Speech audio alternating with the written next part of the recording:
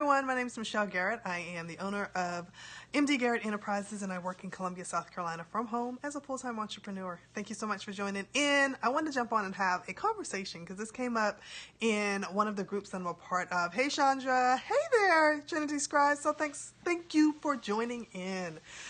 This came up in a group that I'm a part of this morning because someone is looking for some information about transitioning to being a full-time entrepreneur, leaving their part-time or full-time job and working for themselves full-time. And I just I shared an article that I'd written with them, and I kind of read over it and did some reflecting because this month will be 30 months, 2.5 years, that I left my full-time job and have been working from home. And time flies when you are having fun.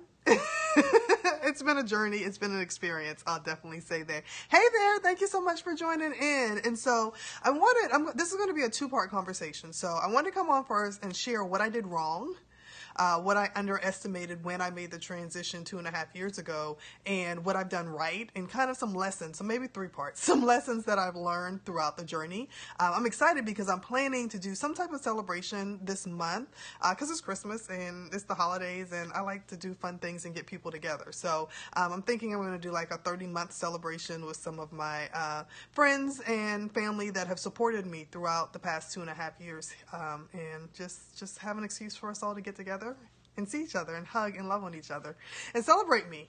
Come on, y'all. If you're new to my channel, I have a very interesting sense of humor. I definitely am not shy about complimenting myself, and I think that we all should embrace complimenting ourselves and tooting our own horn on a regular basis because you're awesome. I'm awesome. We're awesome. Let's be awesome together. What did I do wrong? Thank you. Thank you. I appreciate that, Erin. What did I do wrong? Number one, I did not practice self-care the way that I should have practiced self-care. If you have not been a part of this entire journey with me, you may or may not know that after I left my full-time job in June of 2015, that summer, I got really, really, really, really sick. It ended up actually being hospitalized for exhaustion. Oh my goodness. Yes. So I did not plan out my hours and my time. You know, I got excited and I got to the point to where I knew I was like this close to making the goal that I had to be where I wanted to leave my full-time job. And then also I felt a sense of like I owed my job the completing of all the things. So I was trying to complete all of the things that I had on my task of list that I had at my full-time job. But then I was also running essentially a full-time business from my home as well, because my business had gotten to the point to where it was exceeding what I was making at my full-time job. So I was putting in a lot of hours at my out of the house job. I was putting in a lot of hours at my job. And I also had 3 children and a husband that I was taking care of as well. And so I wasn't practicing self-care. I was going off of like 2-3 hours of sleep. I wasn't eating well. I wasn't getting exercise. My blood pressure was through the roof because I was just in a very stressful environment at my old job, and there was just so much that was coming at me. And so I didn't do what I was supposed to be doing and practice self-care. So I tell anyone, like, that's one of the reasons why I'm really big about self-care and taking care of yourself and carving out time for yourself, and also just making sure that you have healthy habits, that you are exercising, you're eating right, you're going to your doctor and getting those physicals and checking on all your numbers and all of those things, because it's so important to make sure that you are in the right health and mindset when you are as a person overall. However, when you are a business owner, when you are an entrepreneur, your business, especially when we're first starting out, the success of our business is dependent on us. And so if we are not physically able to, or mentally, emotionally, whatever, able to sow into our business is going to suffer. So I did not do all the things that I had planned for that summer, and you know, it was a little disheartening. Hello, thanks so much for joining in. And I'll be honest with y'all. Okay, so the worst thing about that summer was that I was unable to go to a blogging conference, Blogger, in New York, and I miss seeing Voice to Men perform. Like, I think that was probably the sad. I think I may have shed a couple of tears over that. because I am a huge Boyz II Men fan. And I think that may have been the worst part of that summer for me, despite everything else. But definitely the practicing of self-care was something that I did not do correctly when I was making the transition to being a full-time entrepreneur. Also, I did not allocate my time correctly when making that transition. And so one of the things was like, I had my children at home for the summer, I had my business that I had to run, and then I had family obligations. It was the summertime, so I was trying to go and have, be with people, family vacations, see all the things, do all the things, and I was busy doing things, but I wasn't being productive. So I wasn't really focusing my time and energy in the places that they needed to be focused on. And so a lot of things that should have gotten done didn't get done. Of course, being hospitalized didn't help either, but I just overall, behind the scenes, it was like I was spinning my wheel. I was on like the hamster on the little turn thing, because I was going, but the things that really needed to be done didn't get done. I didn't delegate. I had the ability and I had the ability and necessity to get a VA, to get help, to get people to help me and bring on a team, and I did not do that. And I really, honestly, I took a long time to build a team, and I should have done that quicker. Also, as I was building a team, I put my trust and faith in some of the wrong people. So sometimes, you have that friend that needs some help, that maybe needs some extra income, or they're trying to learn something new, and so you want to help them out. And, I hired the wrong people for some of the things that I needed to get done, and it ended up costing me money and time in the long run. And so, and the dynamics of some friendships changed because I had to fire some friends. And that's not always an easy thing at all. Yes, they don't always take your business seriously. There are some friends that do. Like, I have some friends that, they do take my business seriously, and I'm able to get them to help me on certain projects. But if they are just saying, hey, like, can I do, if it's just like a harebrained idea that they have, or they're not really vested in it, you're correct. They do not take your business seriously, and they're not going to put the same time and energy into it, especially if they don't understand the importance of certain tasks. So if I'm saying, this is important, but they don't see the value in it, then they're like, okay, yeah, I'd rather go to sleep because I'm tired. I don't feel like working late tonight or something like that.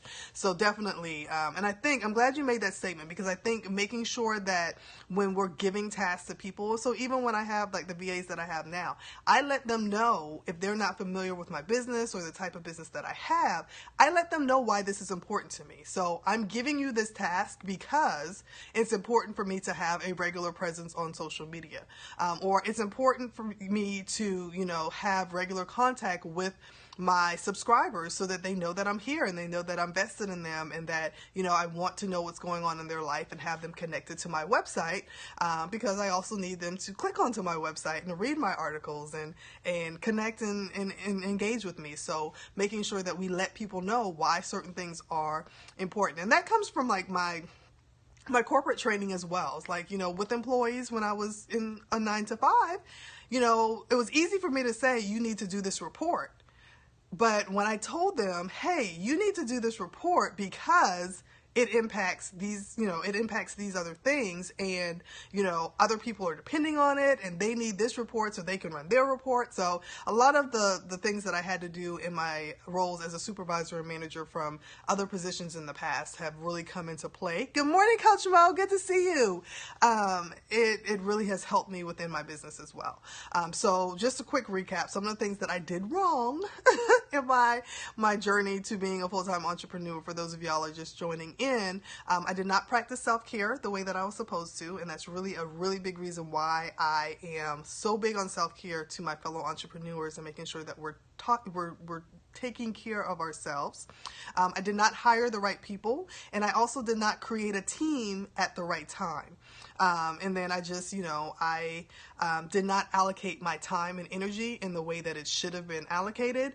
So it kind of felt like I was just spinning, and not really being as productive as I needed to be. And then I think also what I didn't do, the last one, is I did not share my successes the way that I should have been sharing them. So a lot of things, like I'm big on celebrating the successes of other people and being that rah, rah, rah cheerleader person for other people. But I didn't share the things that I was succeeding with in my business to myself personally. Like I would say, oh yeah, good job, Michelle. But I wasn't saying that to other people. Yes, you have to and it doesn't come off as bragging. Like I think sometimes, and it could be like the Southern Belle in me, I don't know.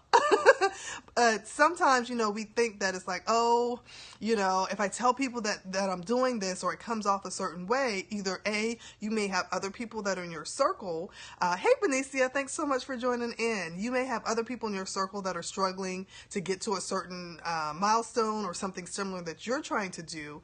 And, you may feel like you're kind of undercutting what they're doing. Or, there would be times when I would see a friend that would post a success, and then I'm like, oh, well, she just shared this, so I don't want to share mine because I don't want to like steal her thunder or anything.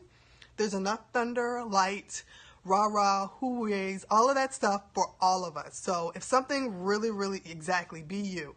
If there's something that happened in your business, if there's something that happened in your personal life, whatever, that you want to celebrate, if it's important to you, shout that thing, shout it out, because there is someone that needs to see what's going on and what's happening, especially if you are very vocal about your journey. Like I was vocal about my journey to being an entrepreneur. I was telling people, like I still have a group that meets here in Columbia. We've met for almost 3-4 years now, and we meet once a month and we just share our goals and our successes with each other, and we support one another.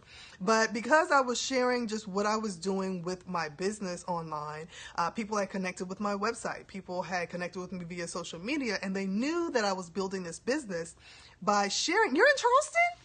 Girl, I'm from Mount Pleasant. Yes, we got to connect. I'm down there. I try to come down there at least once a month.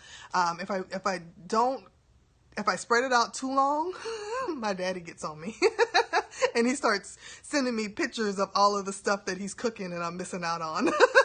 Yes, I am. My husband and I celebrated 11 years this past August. So we are in the double digits, and we're no longer all my fingers. We moved on. We got to use our toes to count how many years that we have been married. So thank you. But there is someone that is waiting and needs to see your successes to encourage and motivate them. I had a conversation with someone that I was on a podcast probably about maybe about 6-7 months ago, and the lady that booked me for the podcast, she told me that she had been watching me and following my story since I started my blog. When I first started talking about blogging, but she really, really got vested and interested in how I was developing what I was doing when I had my daughter and started really thinking about becoming a full-time entrepreneur. Yeah, my daughter was 5.5 when I went on this podcast.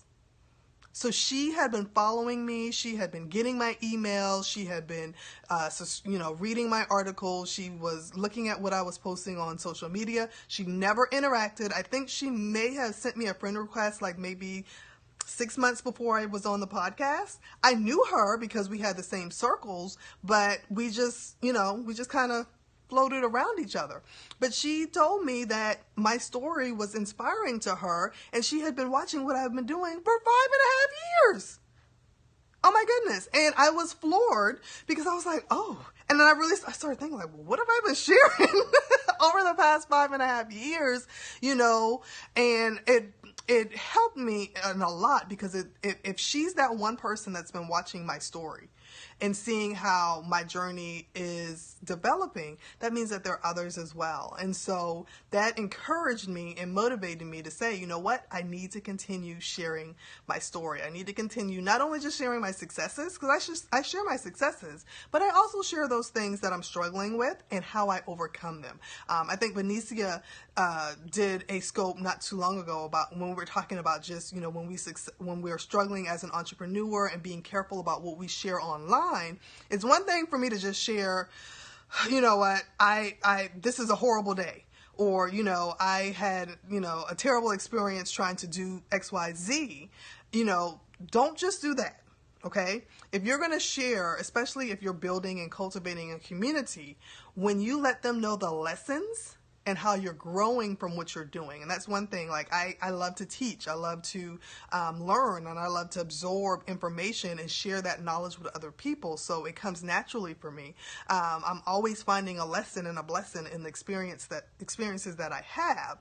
So when you're sharing those things, especially if you have a community around your business, so no matter what your business is, be careful about how you're sharing and how you're venting on your page, but just make sure that, you're turning those experiences into a lesson for yourself and also for those that are supporting you and watching you, because you never know. That person that may have been watching you for 5.5 years, you might say the wrong thing or say something one day and it totally lets all of the wind out of their sails because they might have been on the cusp of making that next step and then you say something that's just totally out of left field. Yes, we have moments where we're going to bend. We're going to have moments where we get frustrated, and this is just my personal opinion. The views and opinions expressed on this channel are only of Michelle D. Garrett and no one else. But I'm very careful about what I put on social media because of my brand.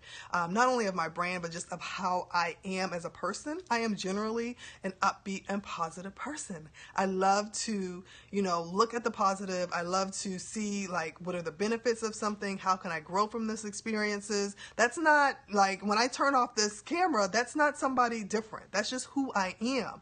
I'm a very uplifting person. It drains me. It literally drains my spirit to be around people that are consistently negative. And I know we're going to have some negative moments. I have negative moments, believe it or not. I have there's so many things that I've gone through and I've experienced. And yes, I have those moments where I'm just like, Lord, what next? But I have a tribe, I have the faith level, and I have people that I can go to and I can talk it out and I can come up with solutions and I can really sometimes just purge. Sometimes we need that person in our life where we can just dump it all out and just say, that's all I needed. I don't need any solutions. It is. I don't need any solutions. I don't even want to talk about this. I just need to get these words out. Hey, Brandon, I just need to get these words out so that I can feel better. Journaling also helps as well. And I'll be honest, because I think I shared this as well with one of the groups that I'm a part of. As a blogger, because I started out as a blogger, I still blog as well. That has been very therapeutic to me because my blog community expects me to talk about my feelings. So I share and I purge and I talk about a lot of things on my website because it's a lifestyle blog and I'm talking about, being a diva with purpose. And so I'm sharing this journey with them. So I have shared, when those negative people, yes. There are people that I have completely had to separate myself from because, I could feel them just draining everything out of me. And I think I shared, I can't remember, I think I called them dream killers or spirit drainers or something.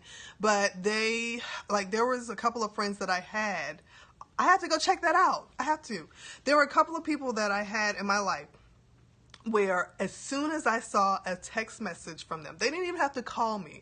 If I saw a text message from them or a social media post that I knew was going to be about something just negative and whatever, I just felt like this feeling of dread come over me.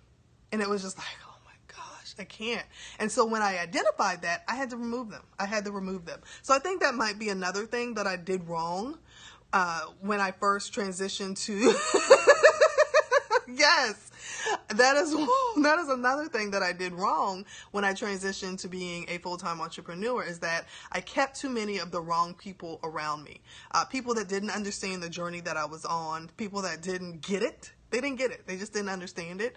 For example, my mom did not understand what I was doing. I could explain to her all day long till the cows came home exactly what I did in my business, but she didn't get it.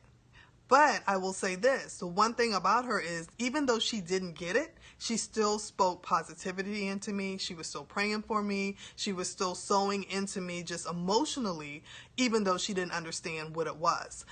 And that meant a lot to me versus the people that I had that didn't get it. And they were just like, so you finished with your vacation yet? have you found a real job yet? Or would send me help wanted emails that were coming out. And I was like, can you not send these to me? Because I don't need them. I'm good. And so it's just knowing how to compartmentalize. So there are some people that I'm still friends with. We're still really, really good friends. And when we get together, we have a great time.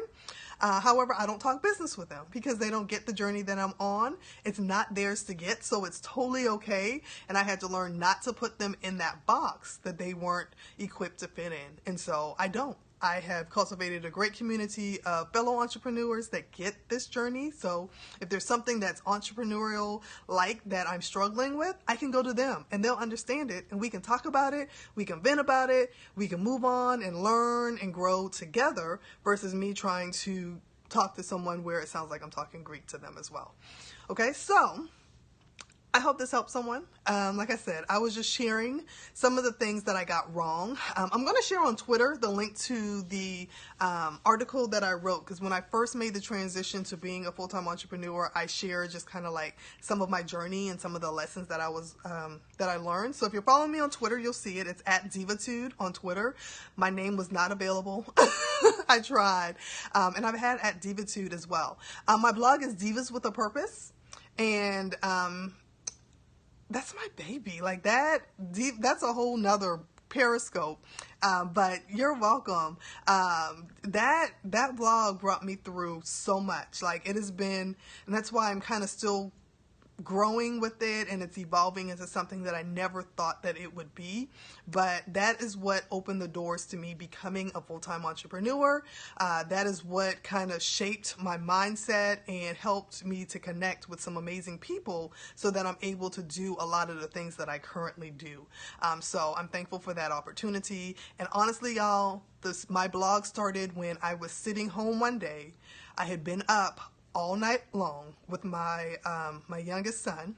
I had been up all night long with him. He was teething, he was running a fever, he was probably sick with a cold or something else, and I just needed to word vomit somewhere. And I'd never read a blog. I didn't understand how blogs worked, and I just went and started writing. And from there, it's been an amazing journey of almost 8.5 years that I have been connected with some amazing people. I have had blog readers that have helped me through the death of my uncle, the death of my grandparents, a miscarriage, but they've also been there to celebrate the birth of my children. They've been there to celebrate me moving, deciding to start a business and just do all kind of amazing things. So it's my baby. It's my baby. So definitely, if you're watching this, I encourage you to check out Divas with a Purpose.